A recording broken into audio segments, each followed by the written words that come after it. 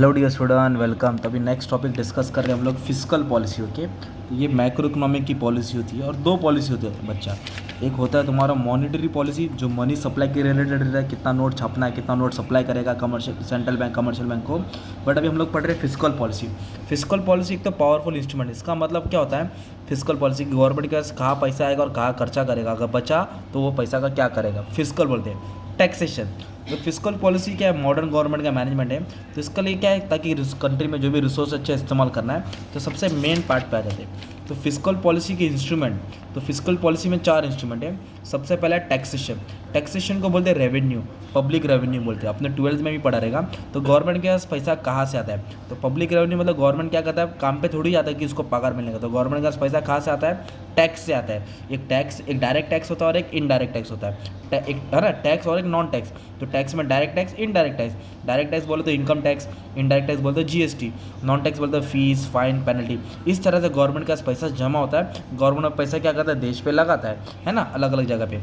फिर तो टैक्सेशन बोले तो रेवेन्यू, गवर्नमेंट के पास पैसा है। फिर गवर्नमेंट पैसा का क्या करता है, पार्टी करेगा क्या, नहीं भिंडी ढाबा में जाएगा, नहीं एक्सपेंडिचर करता है। गवर्नमेंट पैसा प्रॉपर जगह पे खर्चा करता है देश में, ताकि देश का ग्रोथ हो, डेवलपमेंट हो, इकोनॉमी अच्छे से चले। तो अलग अलग टाइप्स के खर्चे होते हैं, राइट। ये एक्सपेंडिचर देश को क्या करता है, एकदम हाई लेवल पे लेके आता है। जैसे इंफ्रास्ट्रक्चर बनाना, स्कूल कॉलेज सिक्योरिटीज़ इंश्योरेंस करवाना, पब्लिक के लिए अच्छी जगह पे खर्चा करना, है ना, इसको बोलते हैं एक्सपेंडिचर। ओके, ये सब लिख सकते हैं आप लोग, है ना, अलग अलग सेक्टर में। फिर गवर्नमेंट के पास पैसा कम पड़ेगा तो गवर्नमेंट क्या लेगा, कर्जा लेगा। कर्ज़ों को बोलते हैं पब्लिक डेट। तो गवर्नमेंट को जब शॉर्ट हो जाए तो गवर्नमेंट कर्जा लेता है। कर्जा वॉर के लिए लेना पड़ेगा, अगर नेचुरल कैलेमिटीज़ आ गई, बाढ़ भूकंप आ गया, तब कर्जा लेना पड़ेगा। और ये कर्जा पे फिर इंटरेस्ट देना पड़ता है। तो गवर्नमेंट कर्जा, कमर्शियल बैंक सेंट्रल बैंक से कर्जा लेते हैं। एक गवर्नमेंट सेंट्रल बैंक से कर्जा लेगा या फिर वर्ल्ड बैंक से लेगा, फॉरेन कंट्री से लेगा।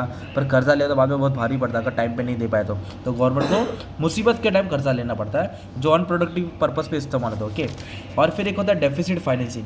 डेफिसिट फाइनेंसिंग बहुत डेंजर खेल है भाई।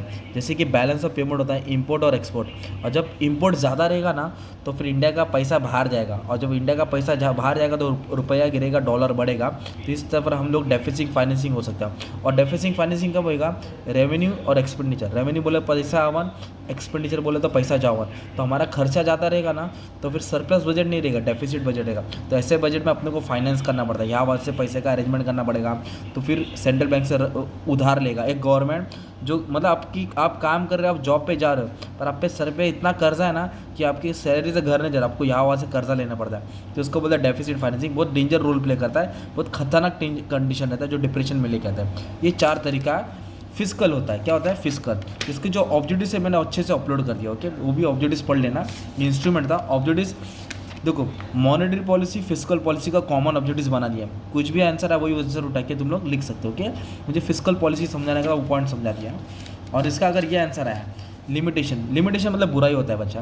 तो फिस्कल पॉलिसी क्या पॉपुलर तो है, पर इसकी भी कुछ कमी है कि जो ऑब्जेक्टिव ऑफ फिस्कल पॉलिसी है वो फुल एम्प्लॉयमेंट देगा, प्राइस स्टेबिलिटी, महंगाई को लाएगा। बट अगर गवर्नमेंट ये सब चीज़ पे काम नहीं करेगा तो ये सब चीज़ गोल अचीव हो पाती नहीं, सब चीज़ रुक जाता है। और fiscal policy is use during inflation deflation, when this fluctuation अगर there is a time lag का प्रॉब्लम होता है। Even after fiscal measure authorities को करेक्ट करने के लिए इम्पैक्ट बराबर हो नहीं पाता है। पब्लिक अथॉरिटीज़ रहती है, ऑफिसर रहते हैं, सही से लोग ज़्यादा टैक्सेशन बराबर लगाते हैं। कभी देखो ना, हर चीज़ पे जीएसटी, हर मकाई पे अलग अलग जीएसटी, तो पब्लिक अथॉरिटी बराबर रोल प्ले नहीं करती है। तो फिस्कल पॉलिसी का गलत इस्तेमाल करके, मतलब प्रॉपर स्टडी नहीं करके इस्तेमाल कर रहे हैं, इससे देश को दिक्कत हो सकता है। ये सब तुम लोग लिख सकते थे। Okay, thank you very much and all the best for exam.